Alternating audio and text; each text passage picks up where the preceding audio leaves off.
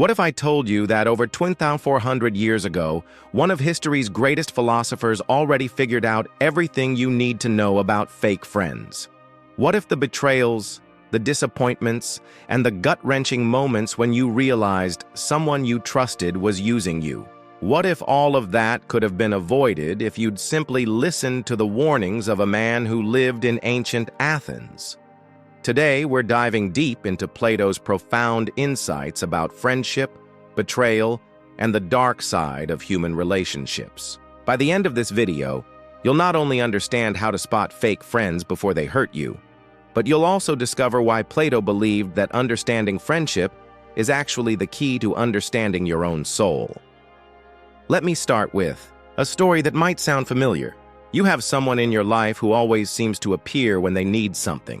They text you when their car breaks down, when they need money, when they're going through drama and need someone to vent to. But when you're celebrating a promotion, when you need emotional support, when you're going through your own struggles, where are they?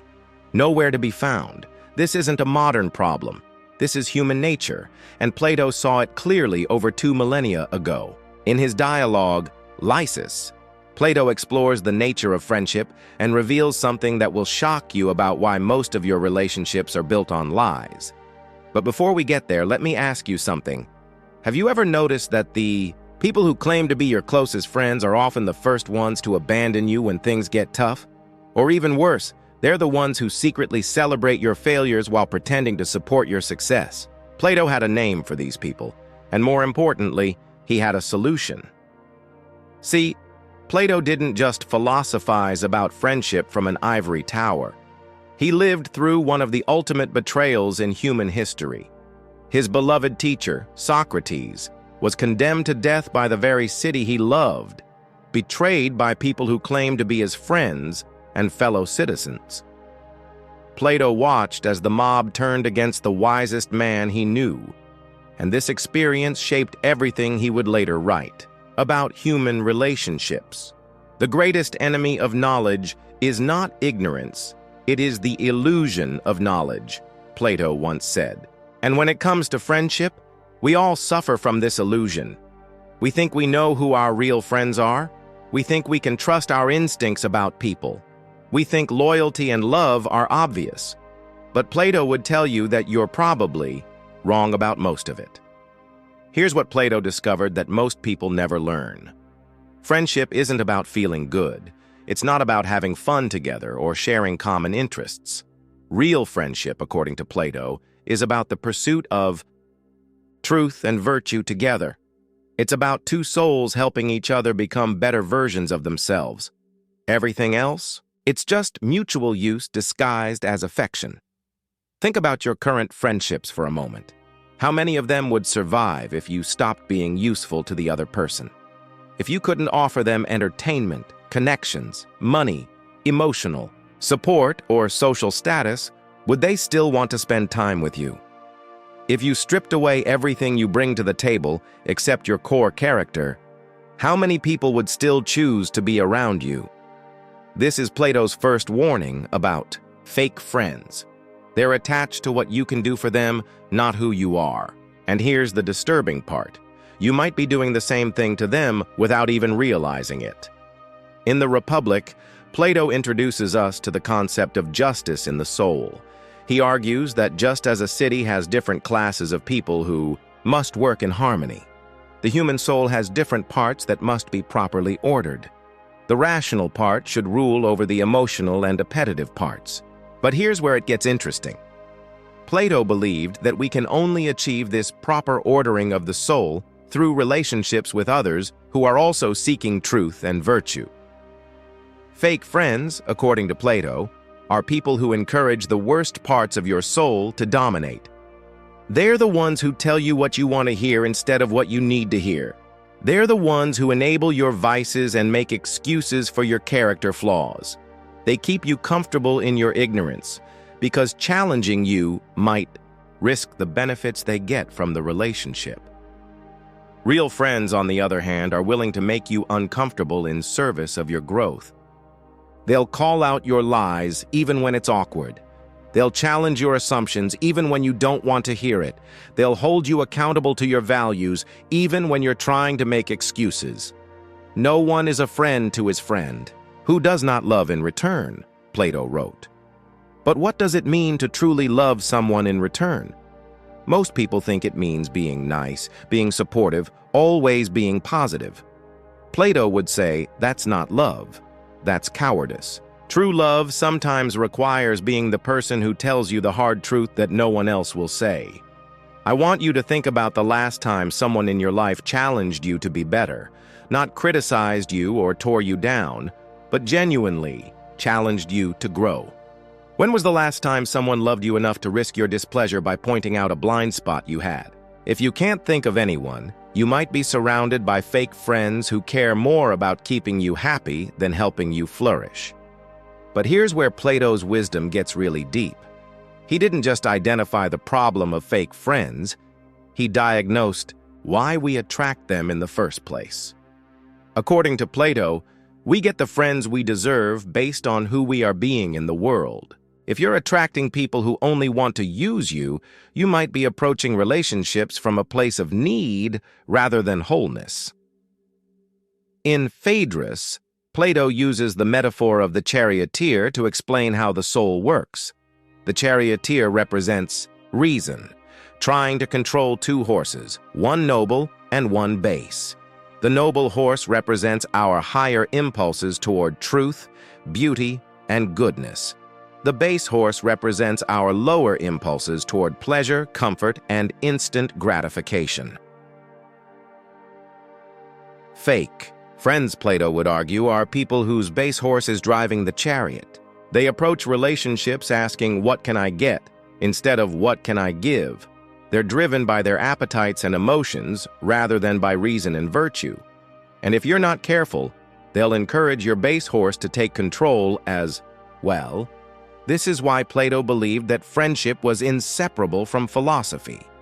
Philosophy, literally meaning love of wisdom, is the practice of using reason to understand truth and pursue virtue.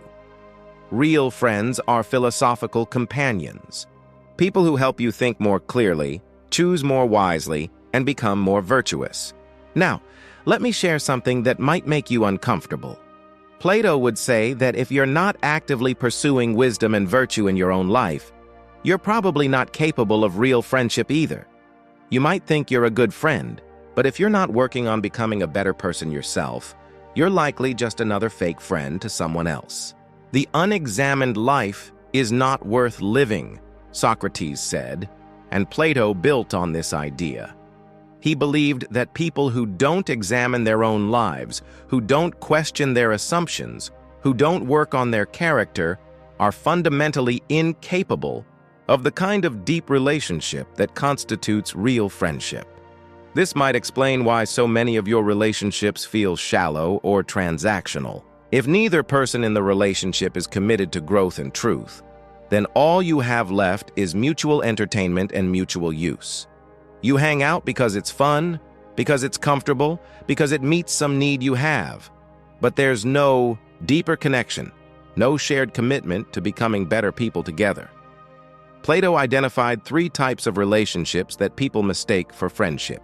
First, there are relationships based on utility. These are the people who are in your life because you're useful to each other. Maybe you work together. Maybe you have complementary skills. Maybe you help each other in some practical way. There's nothing wrong with these relationships, but they're not friendships. They're partnerships. Second, there are relationships based on pleasure. These are the people you have fun with, the ones you party with, the ones who make you laugh.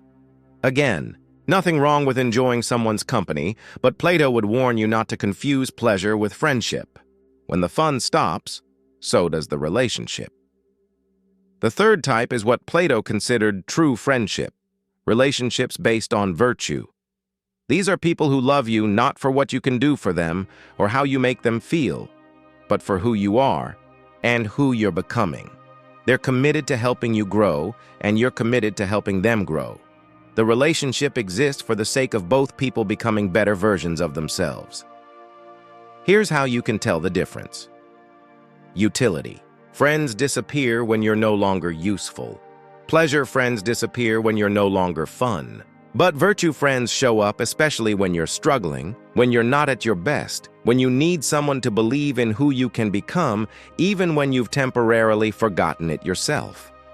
Plato also warned about a particularly dangerous type of fake friend, the flatterer. In Phaedrus, he describes how flatterers use false praise to manipulate and control others. They tell you what you want to hear not because it's true, but because it gives them power over you. Flatterers are dangerous because they feel so good to be around. They make you feel special, important, validated. But Plato understood that this kind of validation is actually a form of spiritual poison. It feeds your ego while starving your soul. It keeps you from seeing yourself clearly and growing into who you're meant to become. Think about the people in your life who constantly tell you how amazing you are, how right you always are, how everyone else just doesn't understand you. These might be the most toxic relationships in your life, disguised as the most supportive.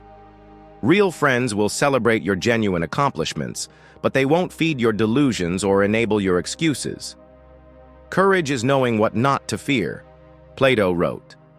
And one of the things we should not fear is the discomfort of honest feedback from people who care about us. But fake friends will exploit your fear of discomfort. They'll avoid telling you hard truths because they know it might upset you, and they care more about keeping you happy than helping you grow. This brings us to one of Plato's most important insights about friendship. It requires courage from both people. It takes courage to tell someone a difficult truth. It takes courage to receive feedback and actually consider that you might be wrong about something. It takes courage to choose growth over comfort, truth over validation. Most people don't have this kind of courage, which is why most relationships remain superficial. We're all so afraid of conflict, so afraid of making each other uncomfortable, so afraid of losing people's approval, that we never get to the depth where real friendship becomes possible. But here's what Plato discovered. When you do have the courage to engage in this deeper way, when you find people who are also committed to truth and growth, the relationships you build are incredibly strong. They can survive disagreements because they're not based on always agreeing. They can survive difficulties because they're not based on everything being easy. They can survive changes because they're based on who you are becoming, not who you currently are. Now, let me address something that might be troubling you as you listen to this. You might be realizing that most of your current relationships don't meet Plato's standard for real friendship. You might be feeling sad or disappointed, or even a little panicked about the idea that many of the people you thought were friends might actually be fake friends. Plato would tell you not to despair. First, remember that he didn't expect most relationships to rise to this level. He understood that true friendship is rare and precious. It's not something you should expect to find with everyone, or even with many people. If you have even one or two real friends in your lifetime, you're fortunate. Second, this doesn't mean you should cut everyone else out of your life. Utility relationships and pleasure relationships have their place. Just don't mistake them for something they're not. Enjoy them for what they are, but don't depend on them for your deepest needs. Third, remember that becoming capable of real friendship starts with you. Plato believed that like attracts like in the realm of character. If you want to attract people who are committed to truth and growth, you need to become someone who is committed to truth and growth yourself. Be kind, for everyone you meet is fighting a hard battle, Plato said. This applies to both fake friends and real ones. Even the people who have hurt you, who have used you, who have betrayed you, are probably doing the best they can with their current level of consciousness. That doesn't mean you should accept poor treatment, but it does mean you can have compassion for their limitations while still protecting yourself. So how do you practically apply Plato's wisdom about friendship? First, start by examining your own motives in relationships. Are you seeking people who make you feel good about yourself? Or are you seeking people who help you see yourself clearly? Are you looking for people who agree with you or people who challenge you to think more deeply? Are you attracted to people who need you or people who choose you? Second, pay attention to how people respond when you're going through difficulties. Fake friends will either disappear entirely or they'll offer shallow comfort that doesn't actually help. Real friends will show up and help you think through the situation. They'll ask good questions. They'll hold space for your pain without trying to fix it or minimize it.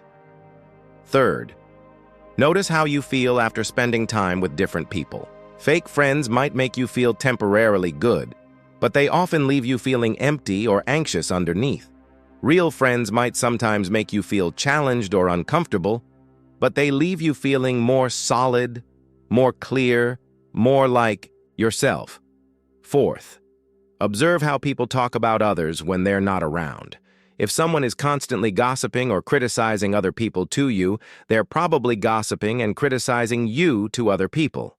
Real friends speak with respect about people who aren't present, even when they disagree with them. Fifth, pay attention to reciprocity, but not in a scorekeeping way. Real friendship isn't about equal exchange of favors, but there should be mutual care and concern. If you're always the one reaching out, always the one making effort, always the one giving support, you might be in a one-sided relationship.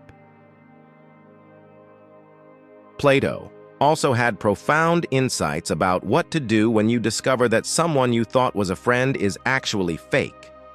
His advice might surprise you. Rather than becoming bitter or cynical, he suggested viewing these experiences as opportunities for learning and growth. "The only true wisdom is in knowing you know nothing," Plato famously quoted his teacher Socrates as saying.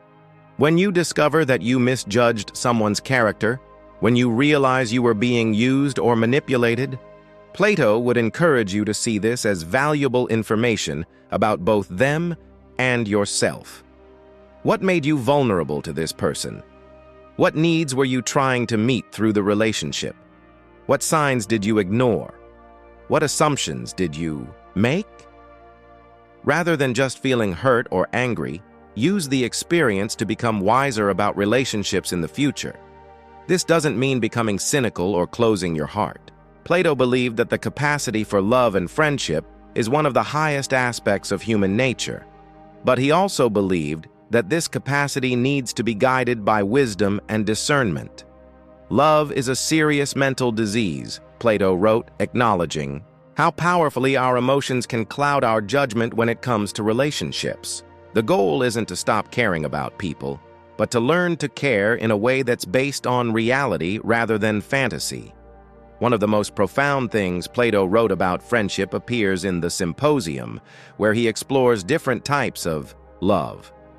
He describes how the highest form of love isn't based on need or desire, but on recognition and appreciation of virtue. When you love someone this way, you're not trying to get something from them or complete something missing in yourself. You're celebrating who they are and supporting who they're becoming. This kind of love is incredibly rare because it requires you to be relatively whole and complete on your own. Most people approach relationships from a place of incompleteness, looking for someone else to fill their gaps, meet their needs, validate their worth. But Plato would say that until you've done the work of understanding and accepting yourself, you're not really capable of loving anyone else. This brings us to perhaps the most important warning Plato had about fake friends. They're often a symptom of our own lack of self-knowledge. When we don't know ourselves clearly, when we don't have a strong sense of our own values and boundaries, when we're seeking validation or completion from others, we become magnets for people who will exploit those vulnerabilities. The solution isn't to become suspicious and closed off. The solution is to do the inner work of understanding yourself so clearly that you naturally attract and choose healthier relationships. When you know who you are and what you value, when you're comfortable with yourself and committed to your own growth, you'll find that fake friends have less appeal and less access to your life. Plato spent his entire career exploring what it means to live a good life, and he consistently came back to the idea that this was impossible to do alone. We need other people to help us see our blind spots, challenge our assumptions, and support our growth. But not just any people. We need people who are also committed to wisdom and virtue. The greatest thing a human soul ever does in this world is to see something clearly and tell what it saw in a plain way, Plato wrote. Real friends are people who see you clearly, both your strengths and your weaknesses, and love you enough to tell you the truth about what they see. They don't flatter you or tear you down. They reflect back to you an accurate picture of who you are and who you could become. As we wrap up this exploration of Plato's warnings about fake friends, I want you to consider one final question. If Plato were alive today and could observe your current relationships, what do you think he would say? Would he see people who are helping you become wiser, more virtuous, more true to yourself? Or would he see people who are keeping you comfortable, in patterns that aren't serving your highest good? The beauty of Plato's philosophy is that it's never too late to start applying it. You can begin today to examine your relationships more carefully, to set healthier boundaries, to seek out people who share your commitment to growth and truth. You can start being the kind of friend to others that you want them to be to you. Remember, according to Plato, the quality of your friendships is ultimately a reflection of the quality of your character. If you want better friends, become a better person. If you want people to be honest with you, be honest with them. If you want people to support your growth, support theirs. The wisdom of ancient Athens still applies today because human nature hasn't changed. We still struggle with the same temptations to use each other, to flatter each other, to avoid the hard work of real relationship. But we also still have the same capacity for genuine connection, mutual growth, and shared pursuit of truth. Plato's warnings about fake friends aren't meant to make you cynical or suspicious. They're meant to help you recognize and cultivate the real thing when you find it. Because when you do find genuine friendship, when you experience what it's like to be truly known and loved for who you are, when you taste the joy of helping another person grow into their best self, you'll understand why Plato considered it one of life's greatest treasures. The choice is yours. You can continue accepting shallow relationships based on utility and pleasure, or you can commit to the harder but infinitely more rewarding path of seeking and offering real friendship. You can surround yourself with people who tell you what you want to hear, or you can find people who love you enough to help you see what you need to see. Plato believed that this choice, more than any other, would determine the quality and meaning of your life. 2,400 years later, his wisdom still holds true. The question is whether you'll have the courage to apply it.